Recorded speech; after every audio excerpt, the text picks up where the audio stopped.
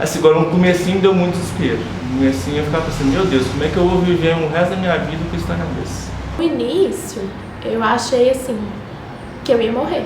Que eu tava com câncer, com um tumor na cabeça, eu desesperei.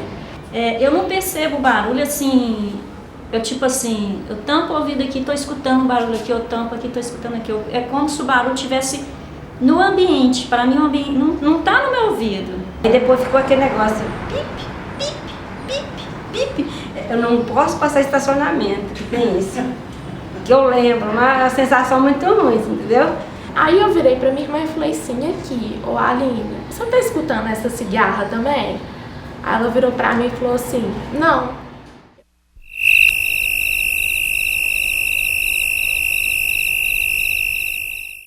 Se eu percebo um som que não está presente no ambiente, esse som, qualquer que seja ele, é chamado de zumbido. Então pode ser um barulho de uma cigarra, de um apito, como uma panela de pressão, como um barulho de cerca elétrica, como um bater de asa de borboleta. Cada pessoa define como o som que ela percebe. Eu sempre escutava um zumbido assim, eu ia na balada, tipo, voltava pra minha casa e meu ouvido, naquela altura, zumbido. Eu dormia, acordava no outro dia, não lembrava, não tinha mais zumbido. Eu fiquei muito tempo dessa vez, eu fiquei 9 horas, eu acho. Um som que é assim, estridente. E só fui perceber de noite, que quando o som eles abaixaram, que eu fui ver que tava uma coisa muito alta. Aí eu falei, nossa, agora deu uma coisa de errado, que nunca tinha dado antes. Aí eu fiquei assim, desesperado, porque eu não consegui dormir essa noite. Tem crescido muito essa prevalência no jovem, primeiro pela exposição ao ruído, né? A música muito alta, o uso de fones de ouvido, o uso de telefone celular com muita frequência. Então a exposição ao ruído do jovem é cada vez maior. Tudo bem, cheguei na minha casa, sentei na frente do computador, coloquei lá, zumbido no ouvido. Quando eu comecei a ler, eu comecei a chorar. Eu vou morrer.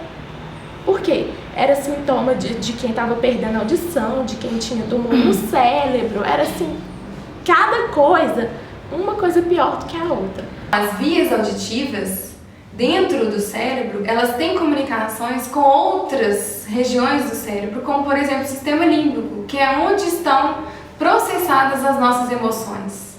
Significa que quando a pessoa percebe o zumbido, se ela dá mais importância para o zumbido, se ela acha que aquilo ali tem muita importância na vida dela e começa a fazer associações do tipo, é um tumor, eu vou morrer, eu vou ficar surdo, eu vou ter problema sério, essas associações vão criando agregações de sintomas dentro do cérebro. Então o zumbido, ele começa a ficar mais perceptível. E a pior coisa que você faz, na realidade, você ficar concentrando em determinado aspecto do seu corpo, você pode ter certeza que vai amplificar aquele efeito umas 10 vezes. Fui assim, uns 10 médicos diferentes. Fui em endócrino, fui em neuro, fiz assim uns 10 exames diferentes, não tinha nada de errado comigo. A maioria dos médicos não estão preparados para tratar o zumbido, né? Temos especialistas, então às vezes as pessoas vão em médicos e o médico não sabe atender direito e eles perdem a esperança. Aquela famosa frase, não vai ter jeito, você vai ter que conviver com isso. É importante a gente frisar que o zumbido não é uma doença. Ele é um sintoma assim como febre, assim como a coceira, assim como a dor.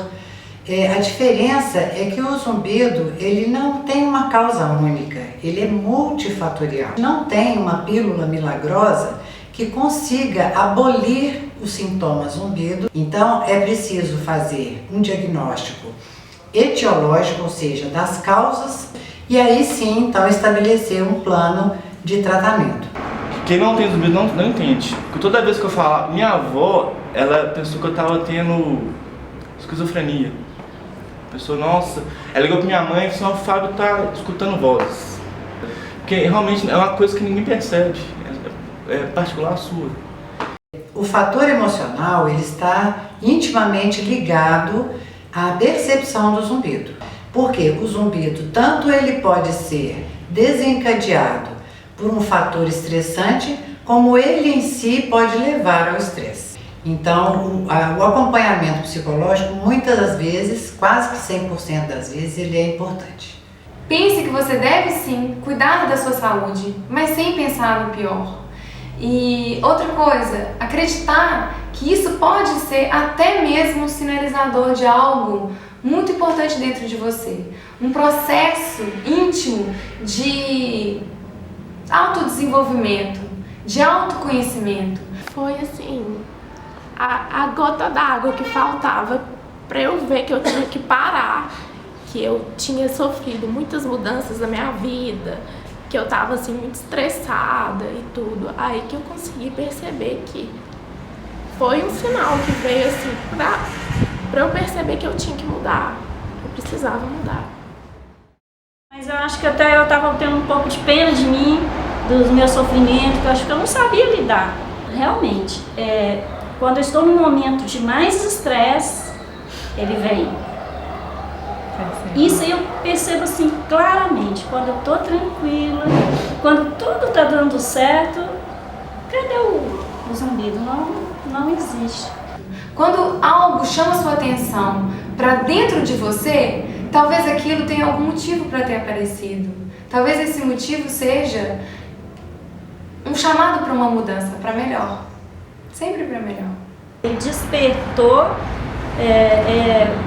para a gente refletir, para eu refletir esse momento que eu estava vivendo, né, esse estresse familiar, né, de responsabilidade no serviço. E hoje ele ainda é esse sinalizador. Opa, vamos parar aí, dar uma freada que, né, senão pode ficar pior.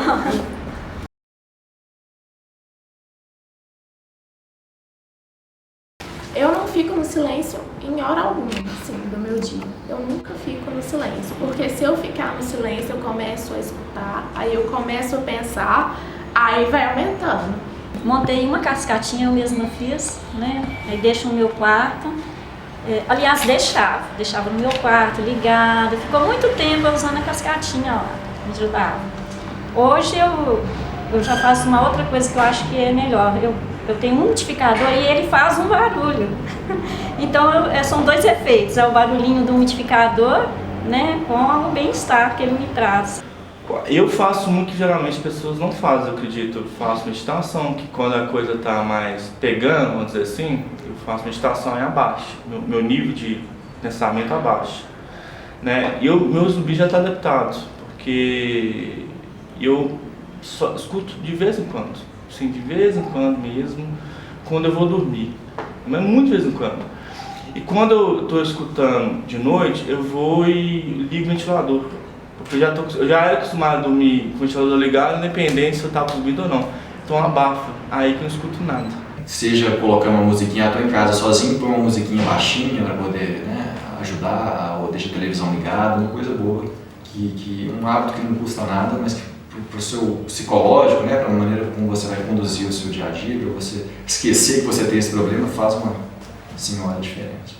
Para quem está começando a passar por esse problema, eu falo, não pesquisa nada na internet, o Google não é médico de ninguém e vai no médico de verdade, porque é o que dá certo. O que eu diria para uma pessoa que está acabando de perceber, está no início desse processo de tô com zumbido, eu diria, procure um médico especialista na área de zumbido. É muito melhor do que você procurar um médico aleatoriamente que não esteja tão interessado por esse assunto, e isso pode fazer com que você saia da consulta um pouco frustrado. Se alguém fala assim, e o barulho? Você ainda está ouvindo? Aí você, tô. Mas a menos que né, você realmente esteja preocupado em ouvir o barulho e não em conversar, não te afeta de forma alguma. Graças a Deus, hoje em dia, no meu relacionamento com pessoas em geral, que aí é a melhor hora, porque sua cabeça não está focada mais em você, está focada de preferência, né, naquela interação, e aí é melhor quando o seu cérebro desliga do barulho, praticamente você esquece que algum dia